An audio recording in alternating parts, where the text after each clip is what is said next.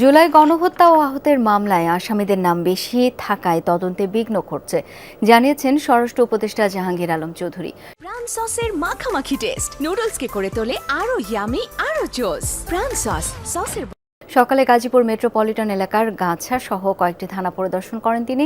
এ সময় স্বরাষ্ট্র উপদেষ্টা বলেন, জুলাই অভ্যুত্থানে নিহত ও আহতদের মামলায় আসামির সংখ্যা অনেক, এর মধ্যে অনেক নির্দোষ ব্যক্তিকেও আসামি করা হয়েছে। তাই প্রতিটি ঘটনা তদন্ত চলছে, প্রকৃত দোষীদের শাস্তির আওতায় আনা হবে, নির্দোষরা যেন সাজা না পায় সেই ব্যবস্থা করা হবে।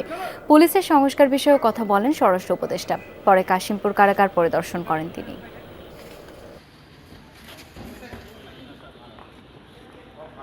পুলিশের সংস্কারটা একটা কন্টিনিউয়াস হচ্ছে। আমরা দেখবেন এই কিছুদিনের ভিতরেই আমরা এখানে পাইলট একটা প্রজেক্ট নেওয়া হয়েছে।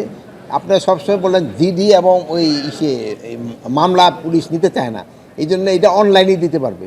অনেক নির্দোষী লোকেরও আপনার আসামি করে দিচ্ছে, এই জন্য কিন্তু ইনভেস্টিগেশন দেরি হচ্ছে। এই জন্য আমরা দেখব যে দোষী তারা আমরা শাস্তির আওতায় নিয়ে আসবো।